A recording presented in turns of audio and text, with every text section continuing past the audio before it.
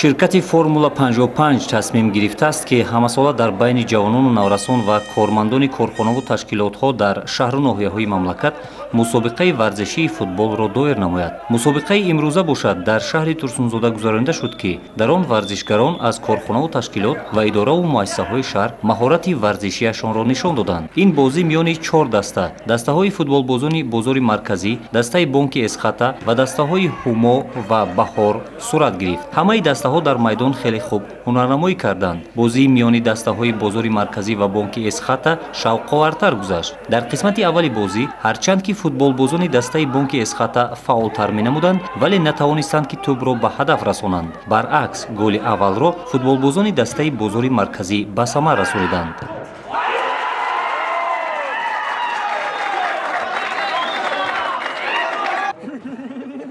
қисмати якум ҳамин тавр бо ҳисоби 1-0 ба фоидаи дастаи бозори марказӣ анҷом ёфт. Дар қисмати дуввум бошад, футболбозони бонки Эсхата тавонистанд тӯбро вориди дарвозаи ҳарифи худ созанд. Ниҳоят дар дақиқаҳои охирин дастаи бозори марказӣ бо ворид кардани як тӯби дигар ба дарвозаи ҳарифи худ ҳисобро тағйир доданд. Ҳамин тавр ғолиби ҷойи аввал дастаи футболбозони бозори марказӣ дониста шуданд.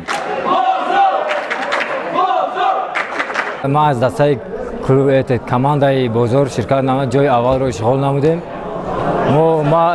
ва аз номи командаи худ бозор ва миннатдории худро ба ширкати Формулаи 55 мерасонам ва аз номи ҳамаи командаи худ ба Формулаи 55 миннатдории худ ва раҳмат мегӯям ки ин намуд бо турнирҳоро баргузор мегардонад. як ҷаҳон ташаккур барои ин турнири хеле олиҷаноб.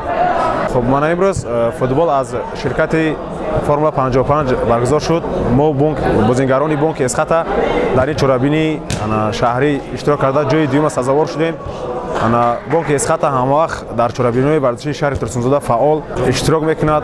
میناداری خود را با شرکت فرمول 55 که این بازی تشکیل کرده است میناداری خود را میرسانیم. باید ذکر کرد که غالبان مسابقه فوتبال از طرف مسئولین شرکت فرمول 55 با مدال و جام شرکت سرفراز شدند.